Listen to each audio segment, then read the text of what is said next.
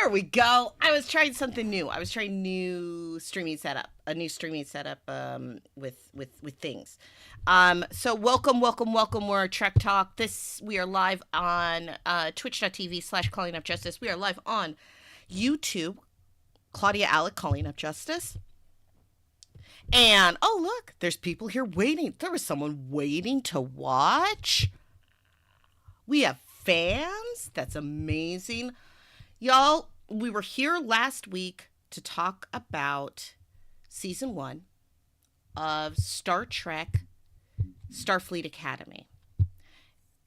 It turns out that we could only do half the season because we have a lot of opinions and we're brilliant and we're really good at judging Star Trek. So we're gonna pick up off on episode 6, but first we're gonna go over the rank for the episodes that we did do. So we're at the rank, and we started with let's start with the first episode, which is called Kids These Days. Kids These Days, the pilot episode, we ranked as a reminder, 1 is the Sisko, 10 is the Winn, the worst. Number 1, Sisko, the best. So we rated the pilot episode, Kids These Days, at about a 6 because we were like, it's fine. It's a pilot episode. Next, we had Beta Test, which is the second episode, and we found that to be slightly worse, but not. Again, we love Star Trek. It's just not as good. We're judging on the season, not on the validity of Star Trek. This is Star Trek. Episode 3, Vetus Reflux, we bumped up a lot higher. Was that about a 4 on the thing? In the next episode, Vox in Excelsior 2, and then Series Acclamation Mill, which we're Series Acclamation Mill fans. Claudia, you can unmute if you want to. Everybody can unmute. Talk if you want. We are here. But we're like a Series Acclamation Mill fan stream. Like, that's who we are. We love Sam. So this is where we have the first half of this season ranked, and let's go to. Before we talk episode 6, Mm-hmm. there's something in my notes I would just like to address about episode 5. Let's talk. We had some Series Acclamation Mill go back requests. Let's hear it. I want to hear it. My in my rating of best drunk acting, I believe that Sam won best drunk acting in this episode. Particularly with the what did I say here? This is my song. I can guarantee you've never heard this song before. I feel like that really nailed a lot. Yeah, there was another runner-up for that moment. I really wanted to make sure to give props for that moment. I loved that. I loved that she accidentally poisoned herself. Because she gave herself 12 shots. But like, she can reverse it at any time, and she doesn't. Which I think is so hilarious. Like, they could just poop, and she would not be drunk. Commits. She makes a choice. She's like, this is my choice. This is my reality. This is where I live. I am drunk Sam now. What a lot of college students are doing. But not only that, she has that conversation with Genesis about, she's like, this is who I am now. And Genesis is like, no, you're drunk. You're drunk. And she's like, no, I'm this. And I was like, yeah, this is a conversation that many a drunk college student has, especially like their first time having fun with things. Now, right now I have the picture of Sam and Ilya Dax. And again, I just want to say, I love fan service. As a fan, as a fan, it feels like it's specifically for me. Right? Sometimes it felt a little like with the camera angles, like going specifically zooming in. I hate it when that happens. They're like Trill. Like, Trill. Trill. She's like Trill. See? That gets me like really annoyed. But like again, for me, y'all, the makeups don't make any sense for me. I was very disappointed. Especially in this makeup. It feels off, like it's not centered properly on the Is she face. A Cardassian Trill? Yo, may I? Yes, may I? You may. Do you remember first Trill? The first Trill episode was in Star Trek The Next Generation. It was a hot dude with a face like that. It was all... He did look weird like that, didn't he? Then he and Beverly Trill broke Dr. Beverly, a as he bunch of called medical... her. Yeah, Beverly Crusher. They broke all the medical ethics, and then they got intimate, right? Well, they got friendly, but then the Trill had to go into Riker. I'm giving you the whole episode. I'm sorry, you don't need that. No, what I was going to say is that she didn't break any medical ethics. They were in a relationship before he became her patient. But then things got weird. Yeah, they were hooking up before. Then he got her. Oh gosh, this is a different Star Trek. Okay, we'll talk about this some other time. But I just wanted to say, this Trill makeup, that's what I read it at. It does actually look more like OG Trill. It does look like that, but it's just also, I don't know. Are we talking, for me, like the whole evolution of like the different characters, just like how I think that the white, what we're reading as white might have been an albino Klingon, not necessarily fair. Klingon, right? Because I had to do a rewatch. I'm like, no, I don't think he's white. I think he's albino. But there's something about if you're saying that a species is kind of like over time de-evolves, right? Back to something that they originally were.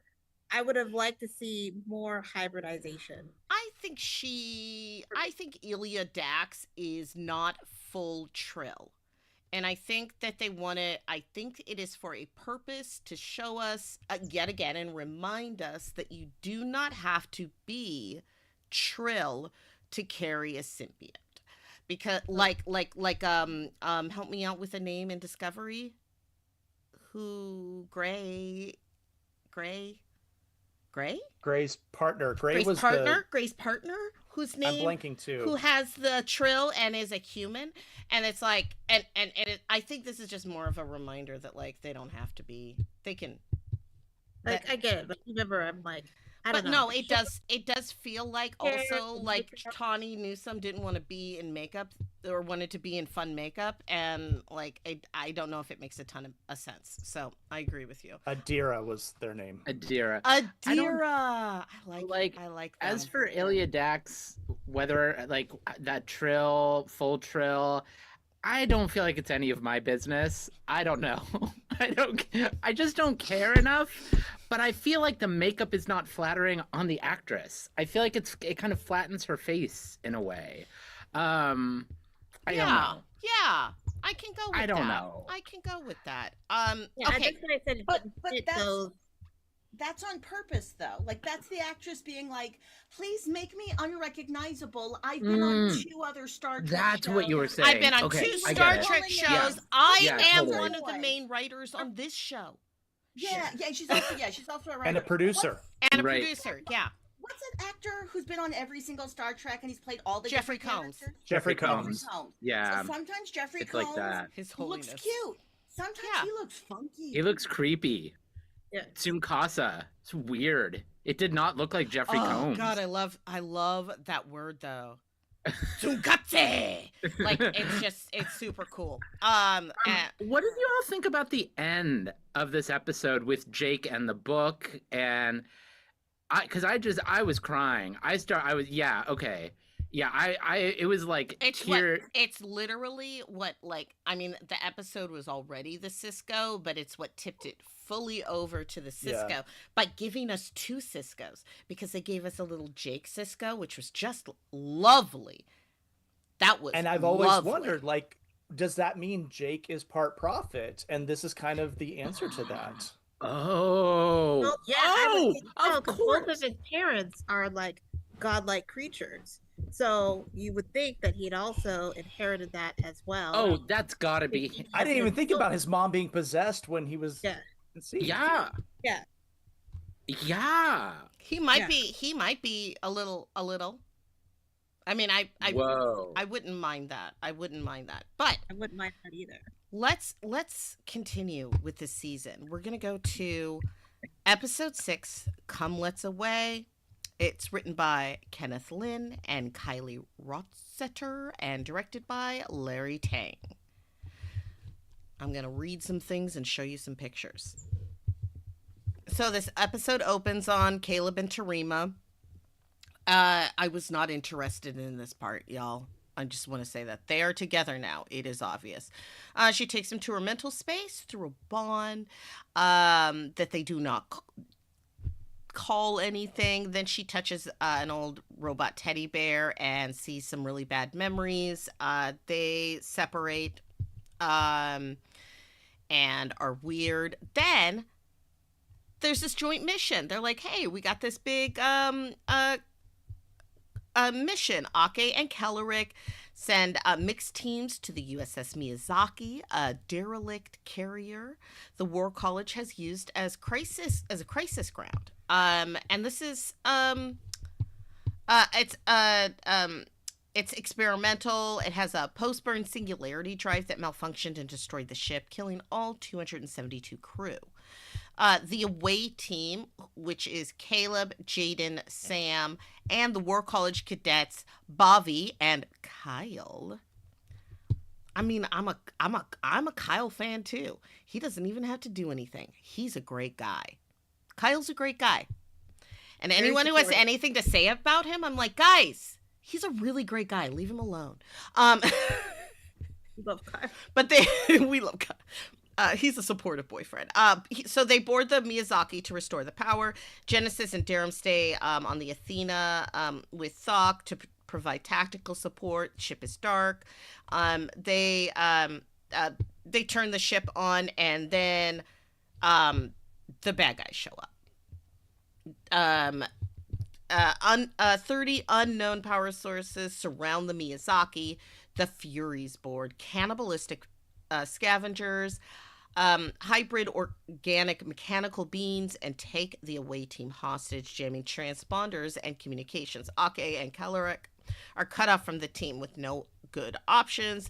They contact the one person with intelligence on the Furies, Noose Braca, who, coincidentally, because it has to be him, cleared them out of Sector 119. So Braca agrees to help. He uses the conversation to taunt and push Ake. We find out about her son's distress call during the burn and how she chose her crew over him. He keeps talking. Ake lets him so she can learn what he's saying. She's 422 years old. She's heard shit. I'm just gonna say, like he could say a whole bunch of horrible things. She's like, yeah, I get it. Also, she's tortured herself for the last 120 years. He's not better than her. On the Miyazaki, the cadets use historical records, which are comic books called Tales of the Frontier, that are stylized like Star Trek the Animated Series and Star Trek comic books. Super cool. Propaganda era stories of the Miyazaki's original crew. On the Athena, Genesis and Darren work under Thok to decode the Fury technology. Tamira is monitoring through her bond with Caleb. She sends some information telepathically to restart the singularity drive. Bavi runs the maneuver that makes it possible. The Furies breach. Bavi is shot and killed, protecting Caleb, which is really sad, but also we barely knew him. Layers. Tamira rips out her neural inhibitor and is all like, ah! And she screams her full sonic power. She destroys the squad of Furies, attacking the cadets, screaming and overwhelming them entirely. Then they're all beamed out. Tamara does not wake up. The doctor places her in a medically induced coma. He tells Ake she will not survive another use of her abilities like that. That's not true. And then Sam is also severely injured. And that sucks because we love Sam. And the War College holds a funeral for Bobby. The trap, though, had a second layer to it.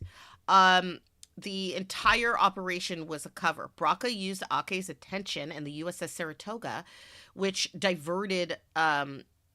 diverted to rescue the cadets. To raid Starfleet Weapons Station J-19A uncontested. He steals Omega 47, which is a synthetic variant of the Omega molecule. He kills everyone on the station. Vance reports this with his like awesome Oded Fair voice, which God, he could say anything, and I'm just like. Anyway, he's like, no one survived. I'm like, yeah, so Braca doesn't just have the. Also they stole some like time dilation things, so now he doesn't have just those materials. He has the means to deploy his mines. So Bobby is dead. Tamir and Sam are both down, and Braca has what he came for, and that's the end of the episode. And I want to know what you think. Because we got to rate it. How did Noose Baraka get to the ship? Oh, he wasn't there. No, but they acted like it was a hologram. But it was a hologram. But then he left, and I don't. No, he wasn't there.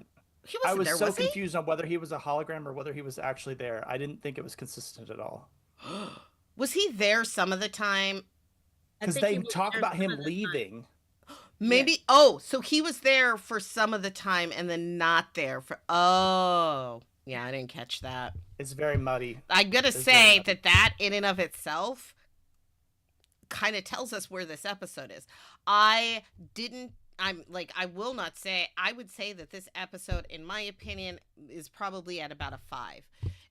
It's important in the long range of the story, and it puts some like real world consequences to these kids that are playing soldier.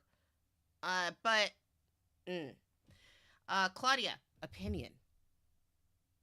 This episode had stakes where I actually felt bad that one of those students is never coming back.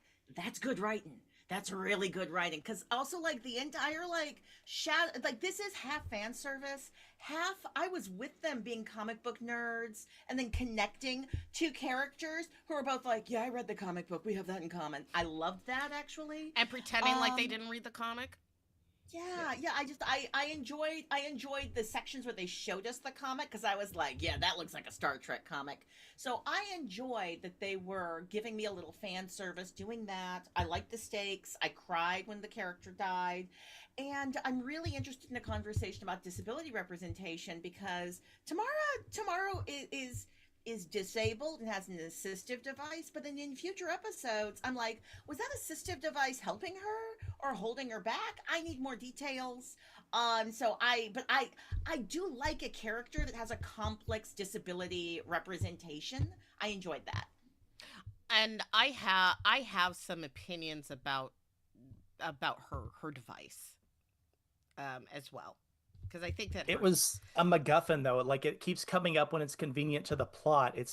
I don't see it as fully integrated to her like her whole character just feel like a plot device half of the season. I think that they fixed it by the end, but I think that we had a case of a character that is OP, overpowered, and then told that they have to keep their powers back, or because if they use their powers they will kill everyone in themselves because they've already hurt another person. And so like her ripping it out and then essentially exploding and going into a coma is like now we can see how far her powers can go. And then I know eventually by the time we get to Rubicon, spoiler alert, for an hour from now, but Like she's eventually then she gets a man to tell her that she is actually in control of herself and she doesn't need a device, and then everything's better. Um that is what happens though. It's not But just any man, though, right? Like I but think her like Yimzadi tells her that she's gonna be okay. But let's go to Come Let's Away. I want to know, Letitia, where do you rate this from 1 at best, 10 at the bleh? okay, this episode had my greatest pet peeve. Everyone knows me really well. You on the internet do not know me very well. I hate unwashed activities. I don't want to see it. I don't want to be near it. Don't Oh, read it. I don't want to read it. It will automatically be trash to me. I don't want it. the I need first 6 few. When were they episodes not of bathed? No, longing no, no. and When they were being all freaky at the beginning of the episode, and I gotta say, I 10 seconds skipped past them having sex. It was I boring. thought they took a shower beforehand. I would have a hoped. sonic shower. Sonic Jar. I don't want to see it at all. I am like, I don't want to see it at all. Okay, thank you very much. Especially with young people, makes You me know, feel you're not gross. the only person that I have seen online make comments like that. It's So, not necessary, and I think there's other ways to show intimacy that is better than always going straight to heterosexual sex scenes and let's do it from different positions and angles and oh my god, can we stop, please? I beg of you, give me old fashioned 6 episodes of like I want to touch you, and then the holding hands is like the epitome of like the thing, and then give me the old like like they get on. They're the all over each journey, other on the bed. They lay down. Lights go down. right? Lights fade Just to black. You know what's going on. You everybody know knows what what's going on. happened. I don't need, and I don't like, I think it's bad for young actors to be put in those kinds of positions too. So it's just not something that I like. So that automatically gives a lot of point deductions for me. So I'm putting it at like a 6 or 7 just based off of that.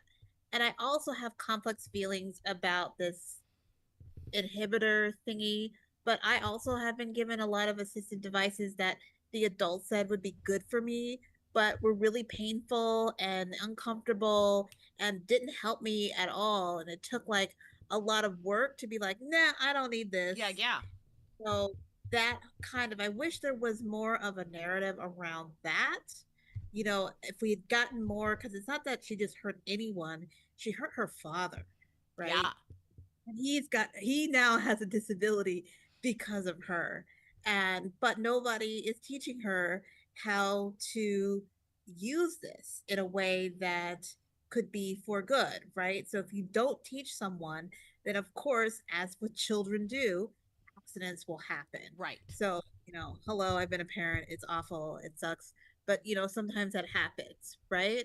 So there's that was missing for me in that arc and that narrative. And then it was like, oh, the Vulcan like dude died. Oh, are you Romulan? Hmm. I don't know what you are. What species I are think he's you? Vulcan. Navari. They've He's remerged. right. It's They are Navari because there is no Navari, there right? is no Romulus. Right. And so I was like, oh, poor baby. But they like manga, which I do too. So why wasn't that giving us as merch? So it's just a lot of that stuff Suck was at poor merch. to me. They do suck at merch. So, Like 6 or 7 for me was this episode. what do you all think? About a 6-7? Sorry. But do you think between those two numbers would be good? I did Yeah, not mean that. this is Grant. I also gave it a 5.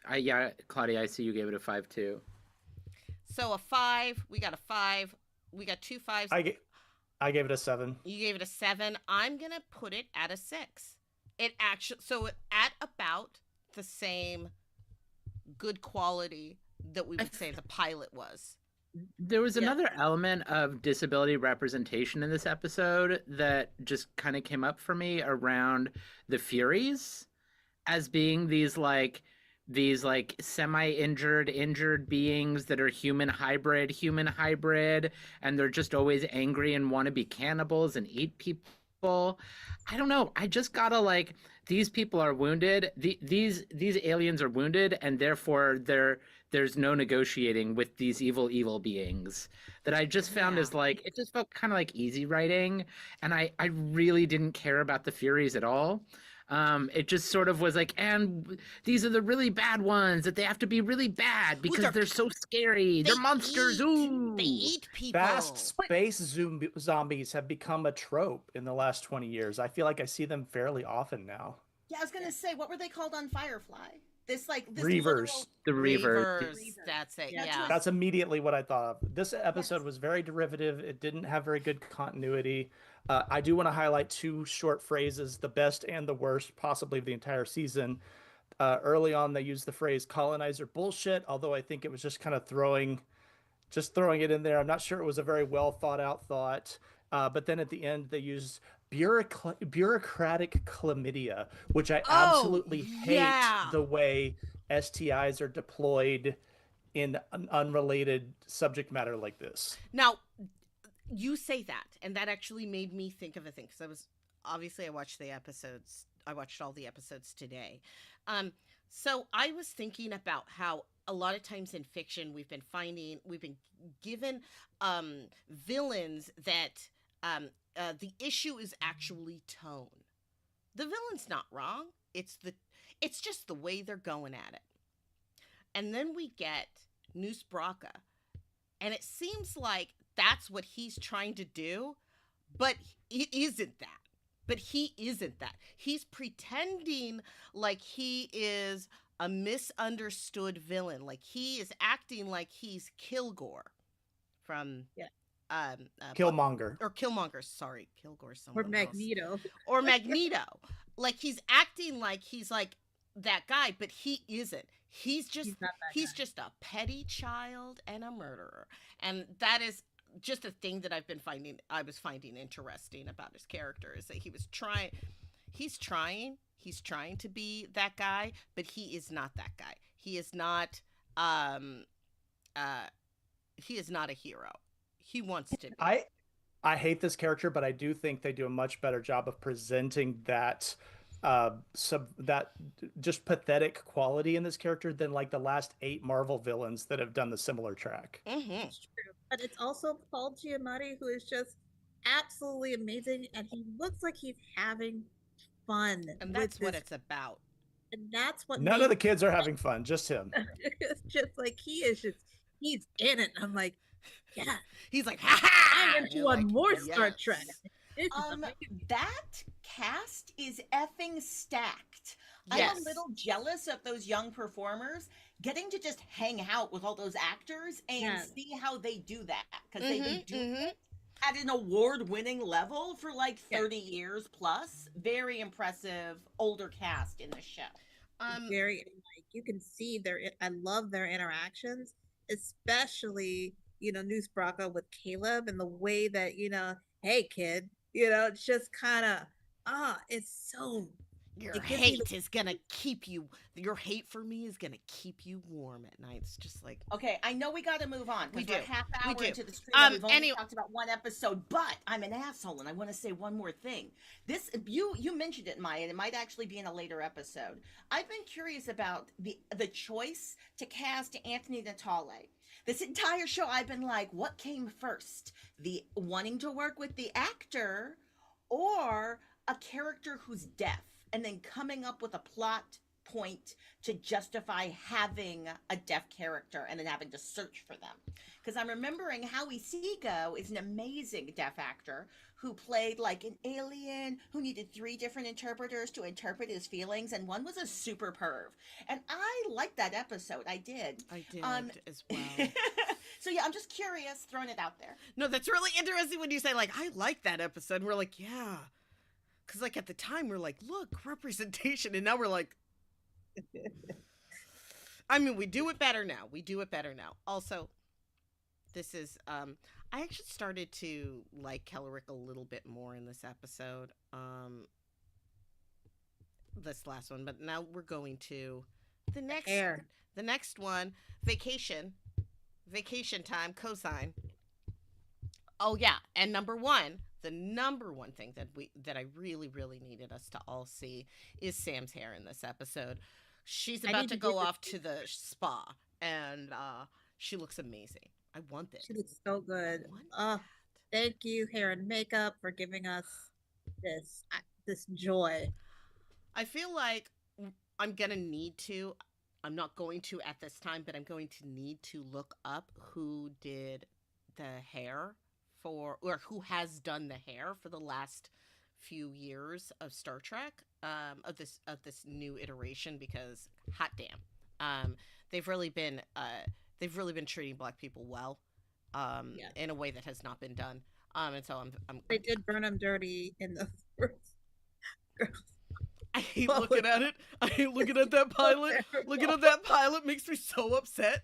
But also I was like, yeah, that's exactly how they treat a Black woman. Like, But they then will she got a not, black they'll boyfriend, like and she's make like, her hair look like crap. Then she gets a black boyfriend, and I know we know he did her hair. he did her hair. We know Sure. there were nights where they were like braiding each other's hair, all romantic styles. That's Black love. With grudge watching in the background. All right, let's go to cosine. So we're All Worlds Day break. I don't know what All Worlds Day is. It's brand new, y'all. It's a brand new holiday. So it's been a Is month. it like Life Day from the Star Wars Christmas special? Yes. Yes. And if you they put on like little ooh, my camera's starting to drop. They put on little like VR masks and dance around with what's her name? Diane Carroll. Yep, that's it. And it's like weirdly sexualized, and it's also the 70s. Yes. Yeah. Yeah. So you get it. Anyway, so Tamira is on she's on Beta Z recovering. Sam is heading to a holo spa in Denver. Jaden is going to Ibiza with his boyfriend. Is it Ibiza? Ibiza? Ibiza. Ibiza with his boyfriend Kyle, which is so delightfully gay, and I love that for them. I do. The gaycation. Yeah, that's like just such a Thousands of years in the future, that's still a thing. Okay. yeah. Thousands of years in the future, The new rise. the gays are still going to Ibiza.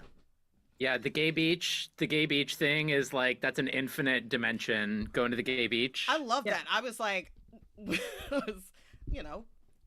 hoping for Fire Island, but this is good. Anyway, Caleb convinces Ake to let him stay on campus rather than going to his assigned host family on Takar, which is actually a very good idea because that would have been weird. Here, spend a week with strangers. You volatile, angry young man. Hang out with a bunch of people you don't know. Anyway, before Genesis can transport to Mumbai to meet her father, Ake pulls her aside, lets her know that she has been nominated for the pre-command track because of her performance on the Miyazaki. She happily accepts. Then we see a Kyonian golden pebble, go across the floor. Darum looks at it. He's like, "Ah, damn!" Two people grab him, drag him through a wormhole. Jaden witnesses the abduction, thinking that his friend is in trouble. Jumps through, finds out that he is on the sunset moon of the Kyonian realm, armed with a rock and ready to fight. But he stops and finds out that Darum is getting married, and he has to name and he names Jaden as his cosign, his best man, to explain the intrusion because he's not allowed to be there. So the situation is Darum's fiance, or his Kyra, oh my gosh, Kyra. Her parents are the reigning monarchs. They're planning to abdicate due to their health. That forces the wedding, which was planned for after Darum's Starfleet service, but now it has to happen now. So they get married.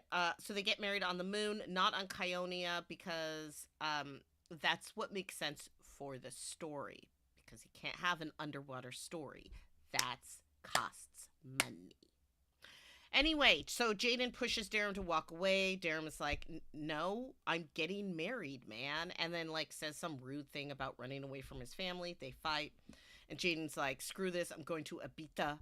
And then back on campus, Caleb and Genesis sort of hang out together. Then she decides that she has to alter her letters of recommendation, so she breaks onto the bridge, and then they get caught. It was like a very straightforward B plot. They get caught. There is a funny scene where Reno is treating a broken toe. Um, uh, but at the wedding, which is like the important part of the story, Jaden returns. He gives such a speech that makes me go, "What was that?" But everyone seems to think was really sweet. He describes Darum as he come to know him at the academy, someone who's walked on the hull of a ship, who shows up for people. Kyra listens. Kira listens. After the ceremony ends, she tells him privately that they're gonna break up. It's not that private. Everyone sees. Then she goes right over to people and is like, "We're breaking up." And she's gonna be the first solo queen of Kionia. And so he abdicates. They annul their marriage. I guess they're not together anymore. When Ake returns, Genesis confesses why she did her thing, because she has anxiety and imposter syndrome. She is put on academic probation, given 200. Her and Caleb are both given academic probation, 200 hours of menial service, and but they're not expelled or anything like that. And that's the episode. And she loses her chance Oh, at right. the command track. She temporarily, because like, I mean, this she's back on it. It's just it is one of those things where it's just like, I mean, not right now, because like you definitely. She literally sits in the captain's chair 2 episodes later. Spoiler. Yeah. So it's like, oh, she really is gonna have to prove herself, as it were, in a couple of episodes, which she does. And she definitely does. I will say, Genesis is one of those characters that learns her lessons immediately. She's just like, got it. It seems a little lazy, but okay.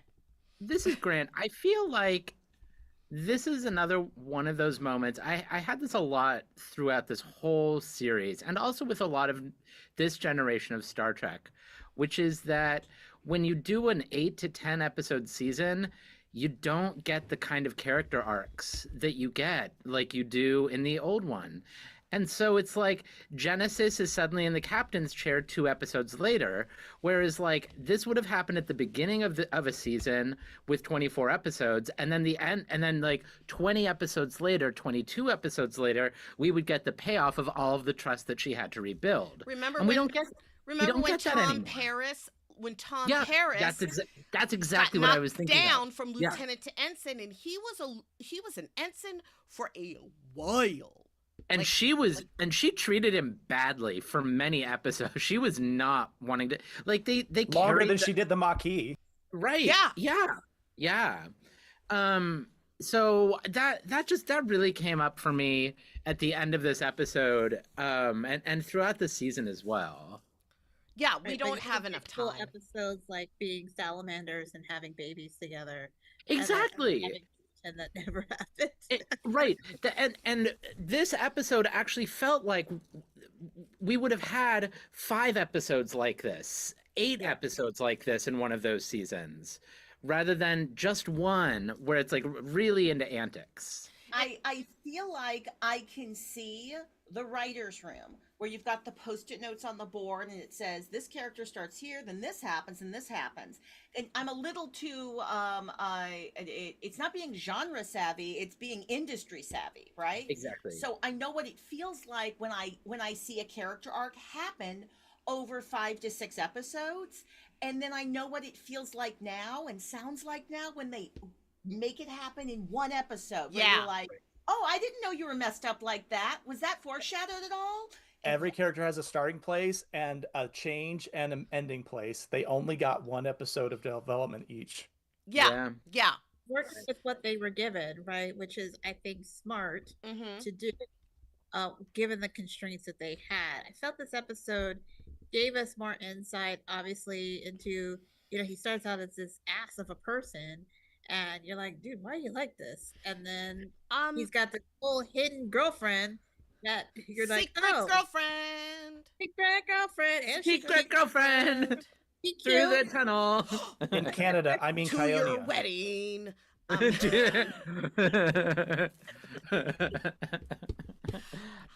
I did find that I started to like Darum as a person better after this episode. Definitely. Same. I also appreciated, though, at the end, that he was still a dick.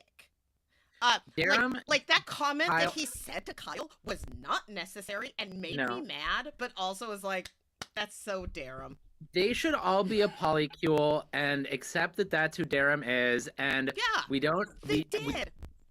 They should also have boys kissing, because I had to watch Tarima and Caleb kiss and do a heck of a lot more for so much. And all we got was just boys breathing really closely to each other. They did a peck on the cheek at the very end. Kyle goes up on his tippy toes and does a, and I was like, that's it? Yeah, That's it's not. That is like, No, That's no, not it. that's not it. That's more not it. like Want to see you slow climbing this burn. thing on and cuddling. Yes, like Climb- a slow burn. I need a slow burn, slow lead up.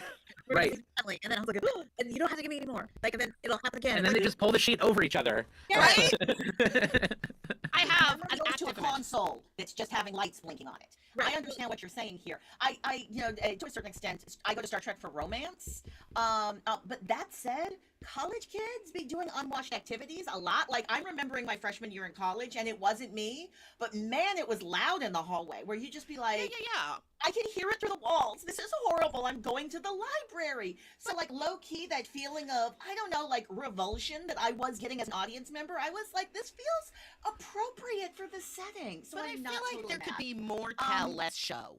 But I will say that I think you're all on point in terms of the show is trying to tell us the universe is full of multiple sexualities. But the production company is like, all right, everybody, I think we get one shot of boys near each other. And if we like have their lips touch too much, there's a bunch of nasty Republicans that are going to write horrible things about us. And so then they don't do it. Instead of serving us, they give us like space to imagine it happening. That's something, but not good enough.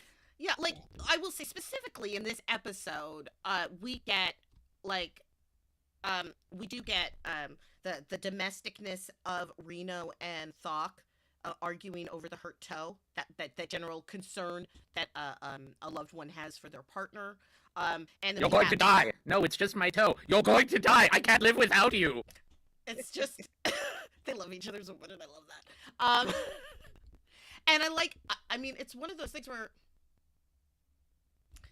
So, a lot of times in our gay tales, we have a lot of angst, and that creates the drama, and then when it's just like a normal functional relationship, they just will not say anything about it. Because for some reason they think that is not interesting to us, or that it is not compelling to see two young men, a Klingon who's studying medical stuff, and a human who's in war school, and how their relationship works. Like, we better get some Kyle Jaden stuff next season, or I might say some things live on the internet. That's all I have to say. Now, I was going to put this episode at, like, I was thinking at a 7 or a 5. I don't know which one. So Claudia says 6. Claudia says 6. So, like, at about Do you think that this? Do you all think that this episode was about as good as the pilot and the last episode, Come Let's Away? I said it was a 5, mainly because if an episode can change your mind about a character, it's doing the thing that you want the writers' room to be doing. So I gave them credit for that. I do also like that I like that Darum's fiance is brown. I just like and that. she is like brown, beautiful, luscious. Queen. Did they learn from, the other Section 31 about how to light black people? Because the lighting in all of these episodes is just impeccable. Like they're glowing. It's even this, and it's just ethereal, right? Her dress is perfect, the headpiece, everything, the lighting, it just was. I keep saying juicy because that's what I go, I want to just like grab them and hug them and kiss them. It's like, you're doing it right. You're giving us what I need. It's really well done. It is really well done. Have you all noticed how, like, across many decades of Star Trek series, just like they generally seem to be anti-arranged marriages?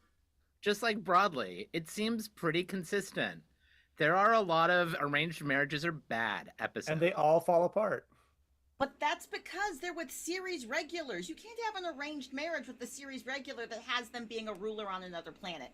That's why Spock had to get out of that marriage. There by sure are a having lot of arranged boy marriages to fight begin for with, him. though. But he was married to her to T'Pring for a really long time before, like, this was just a divorce issue. But like Waxana, Deanna, like there are many arranged marriages that they make clear aren't going to happen. The only time that it really ended up working out was when Famke Jensen imprinted on Picard and then married some other old dude.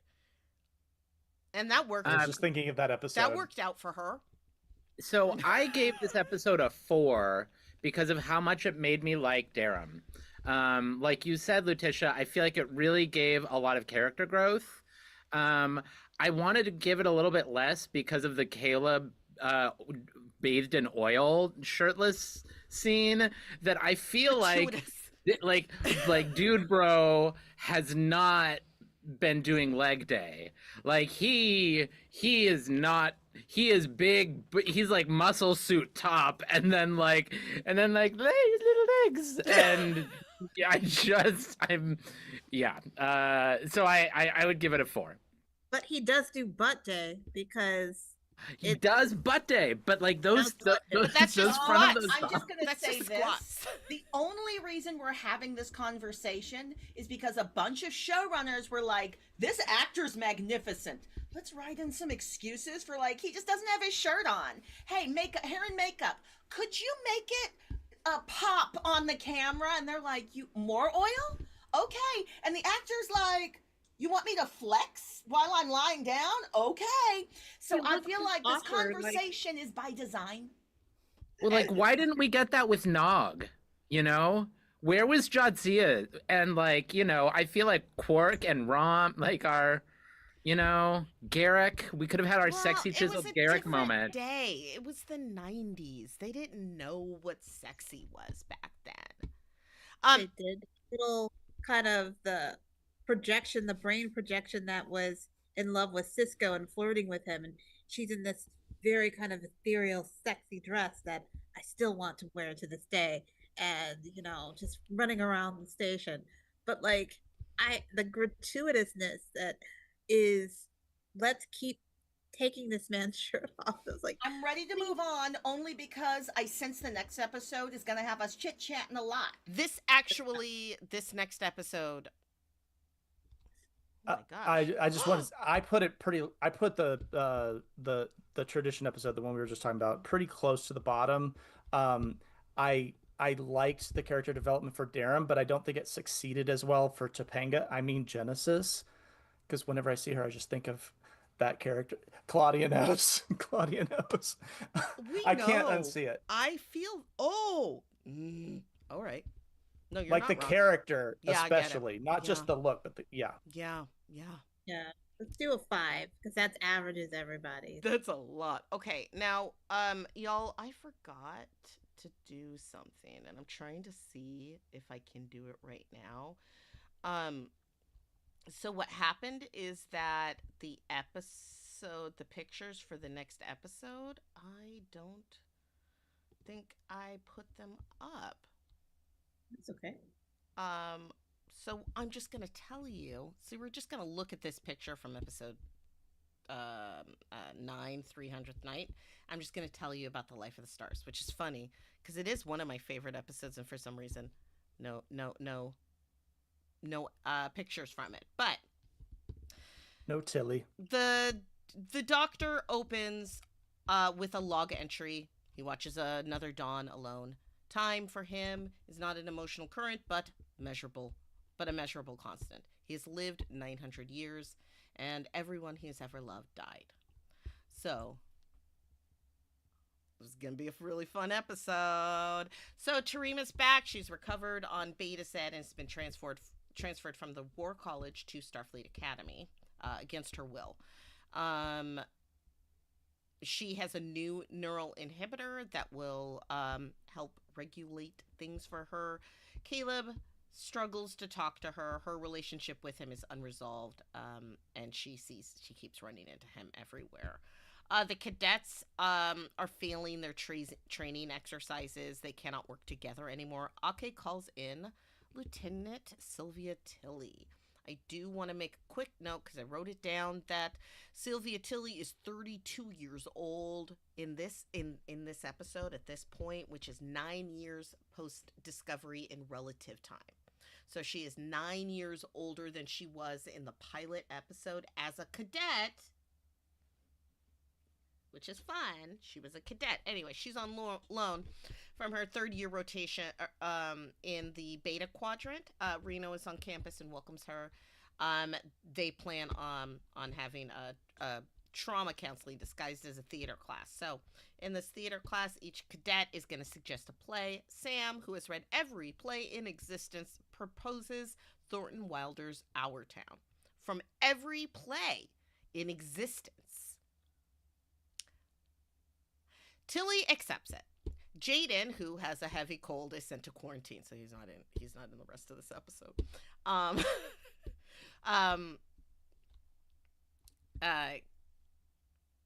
Then during the class, though, Klingons do not get sick. I did love. Except when they do. I love that. That's like a through line that they like do not. They're like, yeah, I'm.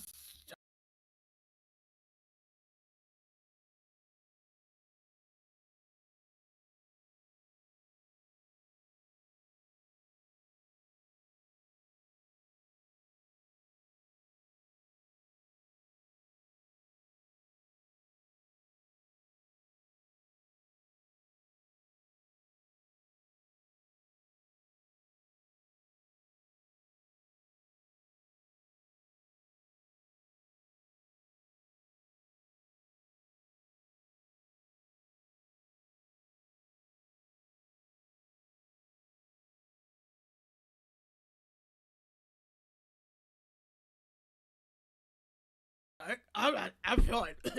You're like, she's like, go to bed. You don't Leave me alone. Also, though, of all of the cadets, I will say that Jaden is the most well-adjusted from the awfulness that happened, and I think what helps is that him and his boyfriend talk about what's his name, Bobby, was a very, very good friend of Kyle's, and so like of all of the cadets, I will say Jaden is actually handling things a lot better. That's probably because he is a supportive partner. So during the class, Sam collapses. Her stabilizing patch that was put in during that vacation time has been failing for weeks, and she's been hiding it. The doctor examines her, can't fix her, so Sam suggests that they go to Cask. Ake and the doctor go with her, and they tell the cadets. On the shuttle to Cask, Sam panics. She's confronting her own death and listing mundane things she never gets to do and will never experience. The doctor pushes her away. The theater class continues without Sam. The cadets work through the scene, which Emily and George, with their marriage. Durham has things to say about that, about resisting an impending marriage. Um, Tarima lashes out at Tilly, accusing her of engineering the class as a grief trap. Tilly does not deny it, because that is what it is. Duh. Sorry. Anyway, that night, Tarima steals a bottle of Tears of Caressai from her father's stash. Powerful alcoholic beverage aged in barrels launched into space for a century. She messages Caleb. They meet. She tells him about her new inhibitor. They kiss. He will not go further because consent, and she's drunk. She's mad. Later, Genesis helps her. Genesis, Tarima tells Genesis that she can see why Caleb likes her, and that she's afraid that she can't be a stable presence for anyone. Genesis tells her that they're only friends. This is a long episode, sorry. So then they get, a lot happens though in this episode. This is an important episode. This is the third class, the theater class. The characters are angry that the time moves without their consent. That things they have lost cannot be recovered. Tarima says she is already the ghost girl, Emily, the one who died and can only watch from the outside. Tilly tells her she came back, she's alive, she still has a choice. On Cask, which is rendered in monochrome, the makers reconstruct the academy hallways as Sam scanned memories for a meeting. They swarm, which is like they enter her body to examine her. Their diagnosis, her neurological pathways evolved during her 209 days at the academy beyond anything they programmed and beyond anything they can repair. She was never given a childhood. Without that, the foundation, she has no capacity to process what happened on the Miyazaki. They want to deactivate her. Well, they do deactivate her. That night, the cadets talk about Sam and the play. They realize Sam chose our town deliberately as a defiance of her possible death, holding both the grief and joy of life at once. Occam organizes a read-through. He takes the stage manager's lines. The doctor speaks to unconscious Sam. He tells her about his holographic daughter, Belle, who he lost in the Voyager episode Real Life. That's Voyager Season 3, Episode 22. 800 years ago. Yesterday. And nothing has happened in his life since then. Like that, this is why he's the curmudgeon that he is. I know. Like, I love this episode, but come on.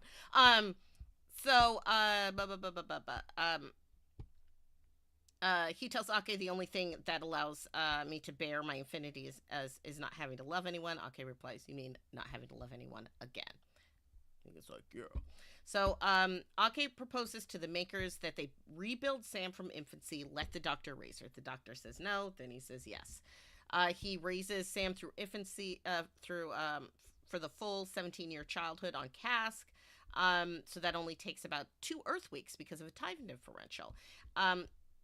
So he gives her what the makers could never do: a childhood, a parent, and the lived experience to process the things that she's gone through. The episode closes on a montage, Sam growing from infancy to age 17 on Cask, intercut with the cadets performing Our Town at the Academy.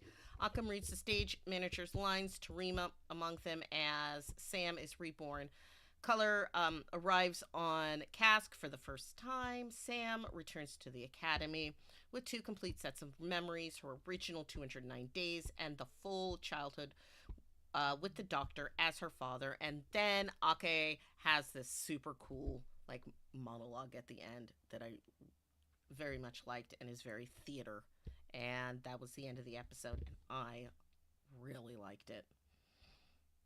I just genuinely really liked this episode. I do think that the whole thing with Belle was dumb, though. I think that there was like so many other people that they could have thought of. I would have chosen the entire crew of the Protostar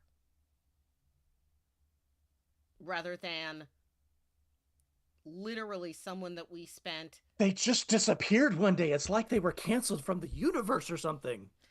like he went in there for like a couple of days and then never ever went back. No, no, Tell me. no. What? And no, it just like, yeah, he went, and she was basically, his family was created as a lesson by Belana Torres. Like, you know, and I just found the whole death scene of the little girl to be very ham-fisted, and I don't take it very seriously. And it's hard for me to take it seriously. It's hard for him. Daddy. But maybe I just don't have compassion for Daddy, Doctor. it's dark. Daddy, it's That dark. happened. It's dark. I Y'all. can't see. Y'all, he lost that invisible baby girl. I want to say what, season 4, like something like that. And 3, then there Maya was, said. yeah, and then there was like many more seasons. Yeah, 3. Where he was not performing that emotional trauma. The entire time he was with the crew of the Protostar, he wasn't performing. I have to be emotionally distant from you. So what I needed was for them to give me a fake story that we never saw that would justify how he got weird. It's been thousands of years. There's a lot of time. There's so much time in there for something more interesting to have happened. Yeah, it's been 900 years. He has been activated for 900 years. He hasn't slept. They said that at the beginning of what was that? Cosine. No. Yeah, cosine. He hasn't slept. 900 years. Remember, He's like a third older all over again. not only that, in this episode, he talks about how he landed on that planet. I did not get that episode in my thing, but that episode, the one with the planet where he landed, he was there for 18 minutes of relative time, but it was like an entire lifetime. He talks about that. And if we remember in that episode, he had a son. Sure did. He sure He did. had a son. Does he talk That would have about been that better to son? reference. No, he doesn't even talk about that son, who he spent a lifetime with, right? He talks about the fictional, because Belle is fiction. Belle is fiction. I'm going to She's encourage us not to real. move on, only because I'm looking at the clock and I know we only have 25 minutes Okay. left. And we all agree on this. Like, We I all want to say, agree. I'm going to put this as number 2, as a 2. Because Wait. it's not as good as I want it to be, just because of that reason. Because they needed a better reason to make the doctor want to be or not want to be the dad. I think that one point ruins it from being the best at the top. But again, also I loved how little baby Sam had different hairstyles. So I think for me, I think it's the like doctor did her hair. if they had just kind of connected that, he never got any other relationships like he did on Voyager, that would have made sense, right? Because that was his family, and then they're all gone. Even though there's hologram Janeway, he knows it's not the same, right? So Oh yeah, if where's they had just- she? yeah, like where is she? But like she should be here, right? But if they had just made that, it was still an emotional episode, right? Because understanding what it means to lose and see the people that you love just die. We've all experienced death, some of us more than others, and when you see death after death after death, that does change you in a way. And so his kind of, I hate that term, lived experience is what is helping Sam, because he's experienced that loss and he needs to teach her that. And so Yes. he always has never been like that person to tap into his emotions. He's like, I'm the doctor, you're the patient. He's always been like that. So I think his programming is where the point of contention was. But me as the audience having to fill that in rather than the writers give that to me is why it should be a 2. That's fair. That's fair. I will give it points for the show. I'm giving the show points for allowing me to see the emotional, the growing emotional damage from every soft rejection he did. Yes. I was like, oh, actually, Starfleet Academy, this is one arc that you set up in the pilot, and you kind of breadcrumbed us all the way to this episode. Not bad. And you saw how every time. Now we did see when it happened. We saw how it hurt her feelings every single time. Yeah. We watched that. But then when you watch it as she's watching those memories, and it's like he's like punching her in the face over and over, and it's just awful. I can't stand it. I just think he's so mean to her, and he's supposed to be. I know he's supposed to be, but I'm gonna move on now. Wait, I feel like we have to talk about Tilly for a second, though, right?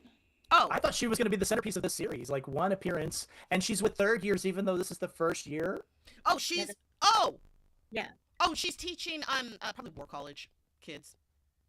I guess. That's my guess. Is that she They- must be they- teaching Expanding kids on dangerous planets, like in Yeah. Discovery. It's older students, so like we're seeing the freshman class. She's with like the juniors or something on a ship out in space. But how So can they maybe have juniors we'll if this is get- the first class? Yeah, Right. Oh right, yeah. Yeah.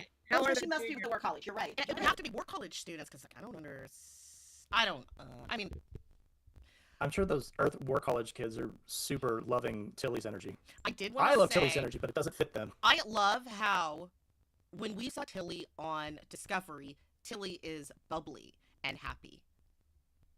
But compared to these dumb kids, she is old and gruff and grumpy. Because like on Discovery, she was the kid. No, she had the kind of life where she lived through war. That was like her life was constant war, and then she lives 900 years in the future to a bunch of people that are surviving post-war and not knowing how, and so I like how she's honest and kind of gruff with them. I appreciated how when Tarima was like, you're just trying to make us talk about our problems, and she's like, yeah. She's like, yeah, all your friends are trying to recover from trauma, and you keep interrupting them to be whiny and an asshole. There was a Oh, really, I love that. yeah, it was one of my favorite interventions, and this episode also featured another character who's been just like a real favorite throughout the whole season, but we haven't said much about, which is the Nala's office.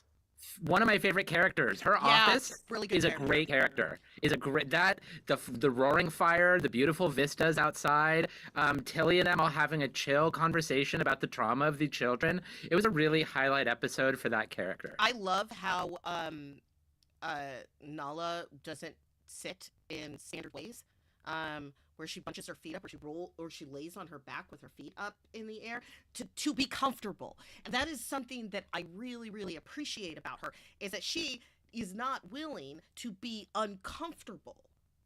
Whether that means not wearing her shoes, or that means she's gonna lay on her back with her feet up in the air and like doing one of those little stretches to like rock your back things. She's like, and she'll keep talking, and I like that. I see how 400 that's years old, she comfortable. don't give a It must be because she's an alien. Oh, I do stretches like that too. I mean, one of my friends who's bi has like introduced me to the meme of bisexual people don't know how to sit. It's true. Exactly. There Yeah, is that too. Exactly. There's all these breadcrumbs. With the feet up and the well, it's because it's hard to get comfortable, and so I just appreciate the way that she's just like, yeah, I'm gonna like crumple my feet up and not wear shoes, and like But also the floors aren't that bad. Why are people complaining? She's fine.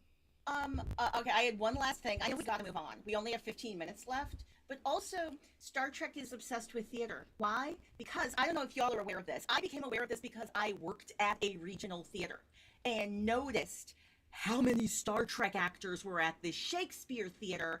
Star Trek actors in theater, it's a thing. They love Shakespeareans, especially to play Klingons historically. And Yeah. the William Shatner. William was his Shatner's a favorite Shakespearean actor. Picard.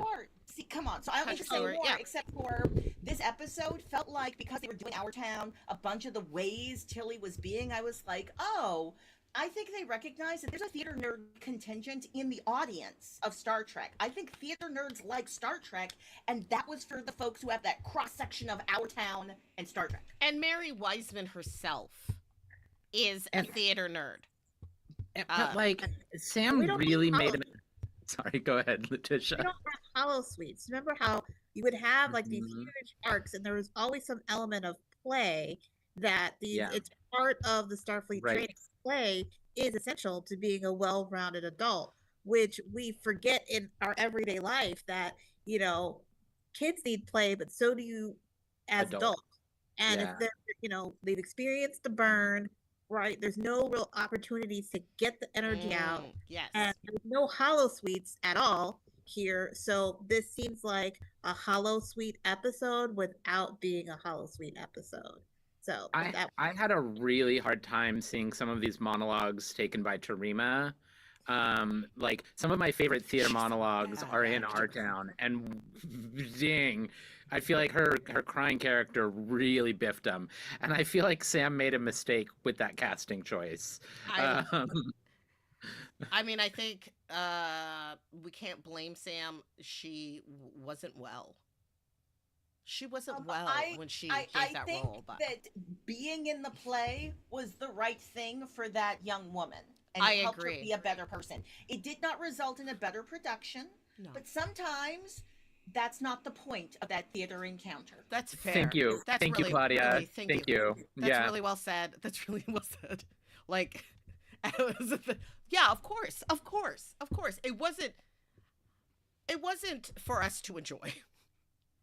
Clearly. Now, I'm gonna go to episode 9, 300th Night, written by Alex Kurtzman and Kristen Beyer, story by Naga Landau and Gia Viola, and directed by our good friend Johnny Frakes. That tall Two takes Frakes. 6'4", that tall 6'4", drink of water, can't sit right in a chair, but he because can. he has a bad back. He's got a bad back, yeah. Which I feel that. I really feel that. Anyway, let's go through that episode. So, the last night of the academic year. So I guess they only get 300. They go to school 300 days a year if it's a standard Earth calendar, but we don't know if it is. Our cadets, except for Occam, perform, which I have an opinion. Whatever, that's fine. I like him. Anyway, our cadets perform the Klingon Roshtai and officially join the House of Krug as chosen family. The same right from TNG's The Bonding. That's Star Trek: The Next Generation, Season 3, Episode 5. Sam cannot drink with them. Caleb will not drink with them because he's all mopey. Darum does drink with them. And that becomes a thing. So, meanwhile, later, Caleb and Sam likes to blip in front of Caleb, and Caleb finds that annoying. They're talking. Sam points out that Anisha probably is trying to reach Caleb the only way that a 6-year-old could find: simple encrypted channels, not fancy Starfleet ones. He was checking the types of things that like a person of his age would do, and the last time his mom saw him he was 6. So he uses an encryption key, Ishani, which is his mother's name, all mixed up, and he finds nearly 2 years of messages. And don't you love it when somebody gives you like a really simple solve? So Anisha is hiding on Ukek, planet that is about to be annexed by the Venari Ral. Caleb steals the shuttle. Sam blips in. Darum stumbles in. Genesis comes in to stop them. Sam locks the door so Genesis can't leave. Darum is too drunk because that one sip of that Klingon brew made him completely trashed because he does not have the enzymes to break down alcohol. They lack a lot of different enzymes. It's just They need those enzymes. Also, pretty good drunk acting. Not as good as Sam's, but this was pretty solid drunk I'm acting. gonna say messy for a messy acting. Glitter. Like the way he just like straight pukes on his after they zip around, and he's just like, bleh, oh, it's on me trousers, and it's just he's just a delight. And again, also really good storytelling because now I find Darum to be delightful. Okay, but He's a sweetie. I like him. So Tarima and Jaden find out that they discover a note that has, or like a pad that has all of the communications, and so they know that they're going to Ukek. But really quick, so my only line was, so your bad boy situationship comes up to you and says he hopes you find peace and that your name is music, and then just walks away. And she's like, weird. Anyway, your name is music. This means nothing. I'll see you in a minute. Like, come on. So on Ukek, the reunion is messy. Anisha is not the person that Caleb remembers at 6. She's made choices that are hard to look at. They work together using programmable matter to repair the damaged shuttle part. She figures out who he's become. He decides to leave Starfleet to go with her. He lashes out his friends, kind of Harry and the Hendersons, like, get out of here. Nobody wants you. Genesis tells him he is committed to being a scared little kid forever. The theme of the entire season. For nearly every character. Then soldiers capture Sam, Darren, and Genesis.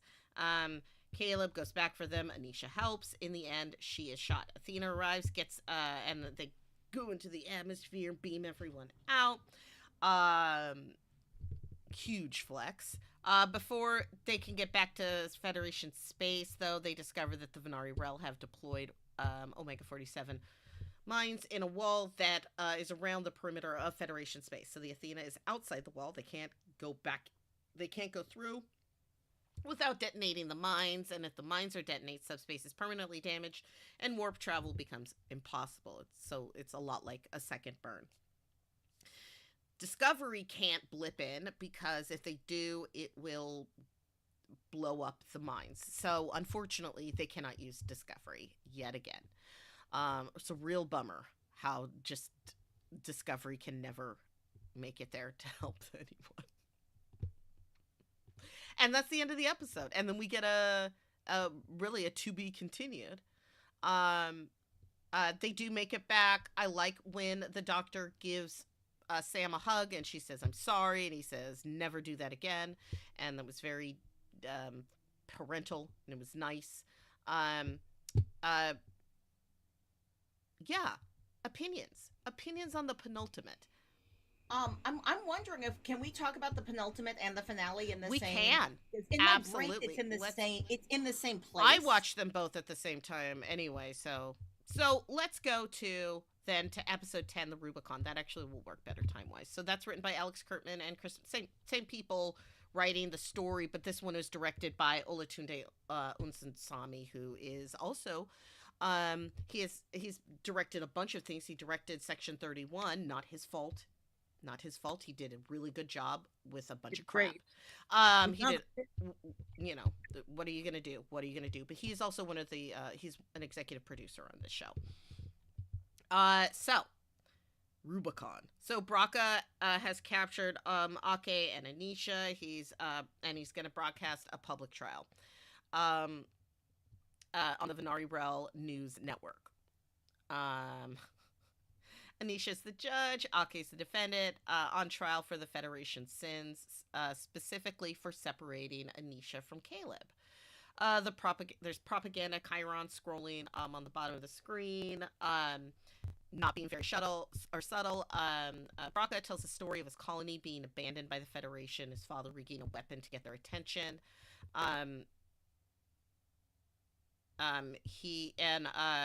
He makes his case. Ake lets him finish, then talks to Anisha about the death of Lieutenant Lee, who was the officer who died on that supply ship. Anisha admits that she might have been able to stop it. Back on the Athena, though, meanwhile, Reno takes command, frames the entire crisis as a final exam. You pass, we live. You fail, we're dead. Genesis takes the con, so she learned her lesson. The Doctor runs training mission Hermes 19, which interfaces him into the ship so he can make the ship look like it explodes and everyone can fake their deaths.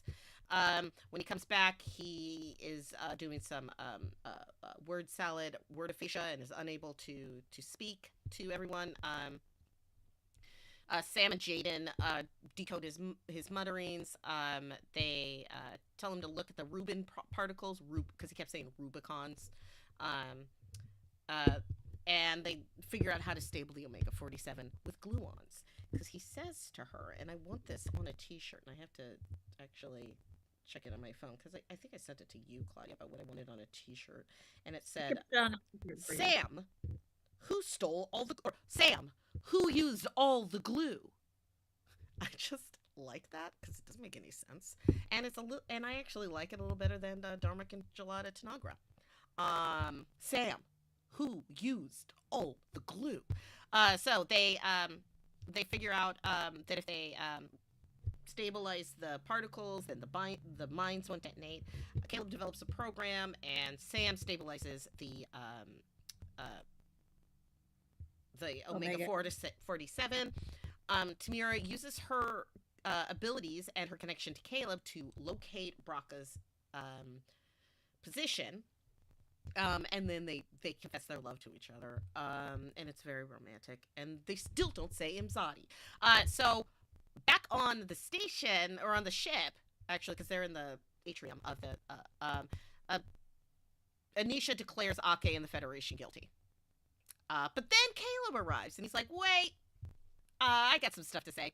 But the finale reveals that the destruction of Brocca's homeworld world, the event that he blames on the Federation for his entire life and used to justify everything, was not caused by the Federation. It was caused by his own people's desperate actions. He cannot accept it.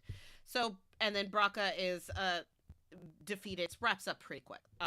He's defeated. Ake and Anisha punch him in the face. Caleb has 2 moms, because what does Star Trek love? Moms. Look, are you a sad kid? Do you need more in your life? Do you got a lot going on, a lot of stress? You know what you need? I'm gonna give you another mom, and that'll fix it. That'll make it better. Standard issue. We're gonna give you first your birth mom, then we're gonna give you a captain mom. Janeway. Yeah, well, there's always, like, we got captain moms, we got, because you gotta have ship mom, and then you gotta have real mom. How many moms does Michael have? Michael Burnham has 4. 4 moms. You mean the Starfleet to ever Starfleet to Starfleet? Yeah, and that's why she has so many moms. It's because she needed that many moms.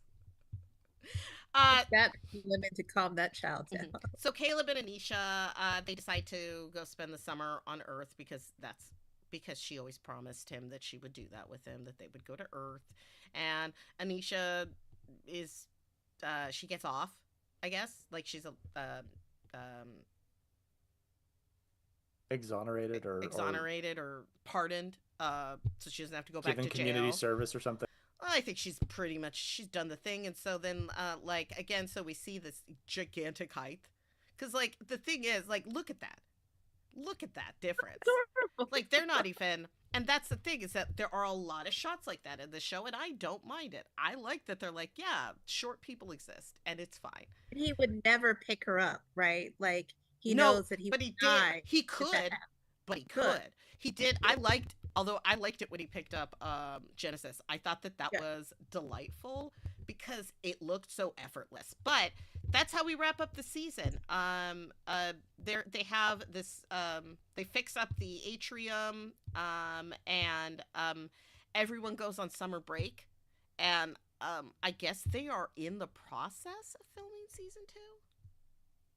So we'll get that. Yeah, they've wrapped shooting season 2. Excellent. But they have already announced that they're canceling it. But here's the thing: they cancel Star Trek all the time. That's actually part of the Star Trek aesthetic. So just we as audience members just have to fight the good fight. I recognize that we only have like a minute left, and we all want to say stuff about these final 2 episodes. So I'm going to shut up and let other people rank and discuss. And then I've got 2 short comments. All right. Lucicia, where would you put these last 2 episodes? And keep in mind, you can put them in separate ones. So you can say this one is at the bottom and this one is at the top if you want. Go ahead. Well, I treated them as one large episode that needed to be broken up into parts. And for me, it ranked it either around like a 2 or 3, somewhere in between those 2. Mainly because I really love character development. I love this idea of the 2 moms who both love this child, right? But then they hate each other, and having to work that out and saying, we need to put this aside to save our baby. And I really love stories like that where it's not, if there's no cat fight or whatever, it's just like, listen, I get it. And this is what we got to focus on. It's like girl power. And so I love the immense girl power that was happening here, as well as you see Caleb making a decision for himself instead of the running and I need my mommy and whatnot, realizing he actually had a mother who has been fighting for him that entire time. Mm. And he subconsciously chooses not Starfleet, he chooses her. And so that was like a shock, right? When his mom kind of saw, oh, he's not choosing Starfleet, he's choosing you over me. And but yet they work this out, Well, right? it's not even It's just not that one or another, he has to make it clear to us, I'm not choosing them. right? I'm not choosing them just because they're right doesn't mean I'm choosing them. Like they're just right. Um Grant, where say you? So we got about so we're sitting at like a 2-3. Yeah. I think I'll pull the average down a little bit. For me, it was more of a like 6 to 7 for me. I feel like the Claudia, you really captured this last time we talked, which is the whole galaxy is in jeopardy. Stakes just don't feel very authentic to me. I really got a lot of the character development and arcs I really wanted, but the we're gonna blow up the entire Federation, to me, it felt ham-fisted and it didn't feel necessary. I feel like they could have written something better that felt more scaled and scoped to these characters, to the situation. There were a lot of moments that I really liked about it, but like for me, things really peaked at the R Town episode, and this one, these two, I just was like, it's fine. We had to wrap this up. I just don't. I would like them to be done with Caleb as the lead, and reorient to like Sam and Jaden for the next season. Yes, That yes, that would be yes. my wish. That Yeah. is my biggest and most ardent desire is that they are done with Caleb's storyline because they found his mom and that's the end. And so And now we and Tarima. and Yeah. Tarima. So I'm done with them. he's got his girls, he's got his girl, he's got his two moms. Can we move to other characters now? I want to see a lot more Occam, frankly, because I want to see what we do with a what one would call like a typical full-blooded betazoid, because we've worked with half betazoids and we've worked with overpowered betazoids, but what do we do with an average betazoid? He barely, like, does he use his powers? Maybe he doesn't like feeling all those powers. Maybe he likes Sam. Maybe him and Sam could get together. He already kind of simps for her, calls her royalty, that little, like, Queen Sam with Samalina. I mean, like, and then she's like, that's my favorite. I like it. And I love how, because like he's just like I worship you. So I do kind of like that. I wish there had been more. I will say that these two episodes, absolutely zero Occam, and I think that is bad. I feel like they tried to put him in as like comic relief, but here's the thing: you need that all the time. You actually have to have the comic relief in every episode. Otherwise, they're not comic relief. They're just another character that occasionally shows up. And frankly, he's more interesting. He is more interesting than Tarima. And there was a nice line where Tarima's all like, boo-hoo, everything bad happens to me. And he's like, it happened to us. We were there. Because she's like, you weren't even there. And he's like, we were there. So again, so I will say this episode drastically missing Occam, and also the stakes were ridiculously high. I agree with you on that, Grant. Like end of warp travel is pretty extreme for what is a college kid program, a program of kids that are in college. And And there are several dozen species out there who are really pissed to find out how easy it is to just bring Starfleet to a complete halt. Yeah. I mean, so I think perhaps I'm willing to drop this down to, I'm going to say, a 6.5. I just want to add that I feel like, as far as disability representation, these two episodes really clarified that the entire season was about childhood trauma, healed and unhealed. Yes. Yeah. That was one of my comments. Uh-huh. So I'm Great. waiting till everybody else goes I see. so Okay. I can say my things. So I'm gonna stop. Go. Say your things, Claudia. It's time. Well, I'll wait. go real Oh, fast. I sorry. want to let GJ talk. I talk a lot. Please, GJ, I'd like to hear from you. Yes. I'm just going to advocate that we do separate the two parts because I thought the 9th episode was one of the best, ranks up there with the other episodes in the 2 range, and that the finale was one of the worst episodes and ranks down there with the other 6s. Really? Okay, I'm moved by that because I was like 5. It's all mid, but you're right. It's not all mid. Penultimate is setting Phenomenal it up real setup, good. and then just like get it all cleared. This happens with a lot of shows, especially you only got 10 episodes and you're going to end every season on a 2-parter. This is one of the problems with prestige television, prestige streaming and all of these wonderful character arcs that we've talked about and wanted to see more of. There's 100-episode leap between episode 8 and 9. They actually say that 100 days, an entire semester has passed by, and we're just not going to see what Sam is like now that she has childhood memories. We're not going to see what Krog and Durham, whatever his name, Durham's friendship looks like after they got back. We don't see any of the aftermath. No, we're told of that all they're that. all family now. They do the rush tie because they're family, guys. They love each other. Really. They love each other. We're telling you Okay, that. GJ for the win, 100%. I will agree with this. Yes. All right. Well said. All right, Claudia. All right, my comments. Yes. The entire point of this entire show was childhood trauma. If you gotta open up a school because the kids are all messed up and they gotta like do stuff with Star Trek so they'll stop being all messed up. And if you don't get that, you'll end up like News Baraka, where you think you're the jam, but actually you got it all wrong.